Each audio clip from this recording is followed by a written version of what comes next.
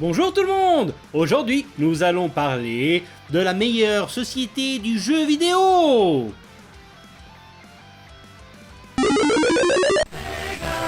Mais non! Pas Sega!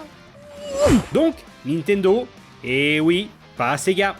On commencera par se plonger brièvement dans l'histoire de la compagnie, avant de passer directement aux consoles. Fondée en 1889 par Fusajiro Yama, écrit comme ça, près de Kyoto au Japon, Nintendo fabriquait surtout des cartes Hanafuda.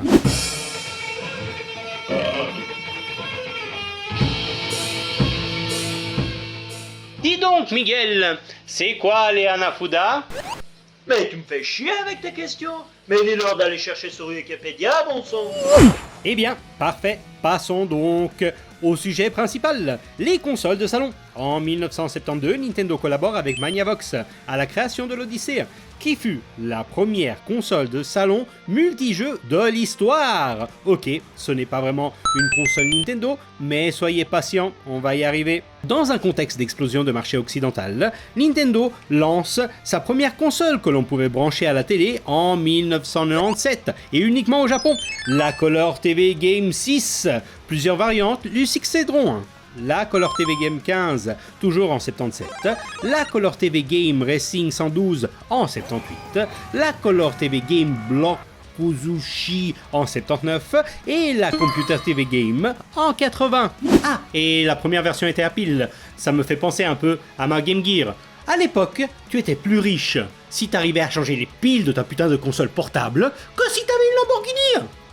Heureusement, après 2 mois de commercialisation, ils ont enfin fourni une alimentation secteur pour les consoles. Revenons à nos boutons. En 1979, Gunpei Yokoi, écrit comme ça, inventa la Game & Watch.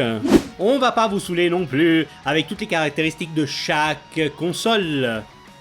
Et toi Dylan, je te vois là-bas, hein. Ouais, mais vous expliquez pas, vous. Bah mec, va sur internet, y'a Wikipédia, tu fais tes putains de recherches et tu nous fais pas chier. Désolé. Bon, en 1983, Nintendo sort la console Famicom ou Family Computer. Beaucoup d'entre vous ne savent pas ce que c'est, mais c'est simplement la NES japonaise. Elle sortira comme on la connaît, avec un style un peu différent pour conquérir le marché américain, avec des manettes détachables et surtout un câble bien plus long.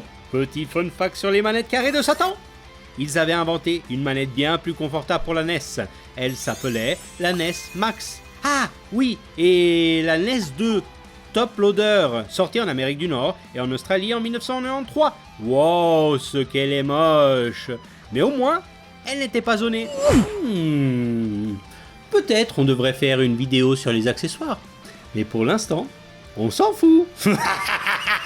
Toujours grâce au génie de Gunpei Yokoi. Nintendo enfonce le clou en sortant en 1989 la Game Boy. Inutile de vous en dire plus.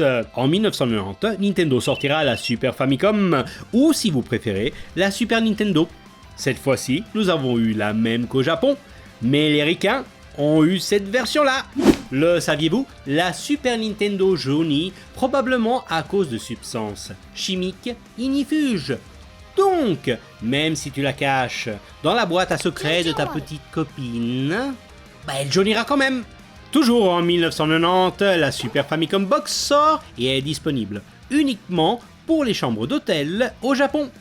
À propos d'hôtel, une rumeur dit que pendant les années 60, Nintendo possédait différents Love Hotels, ou si vous préférez, il louait des chambres à l'heure pour faire une partie à Super Mario Partouze.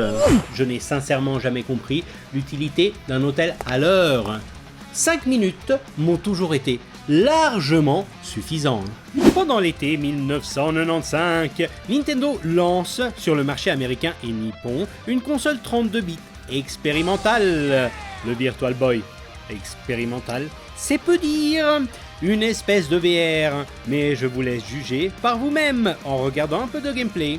Ensuite viendra, en 1996, la Nintendo 64 ou Ultra 64, une machine qui m'a plongé dans la 3D. C'est également en 1996 que Nintendo va mettre sur le marché la Game Boy Pocket, version redessinée, plus petite et plus légère que la Game Boy originale. Si la Nintendo 64 t'intéresse, nous avons fait une vidéo avec l'ancien joueur du grenier. Clique là-haut.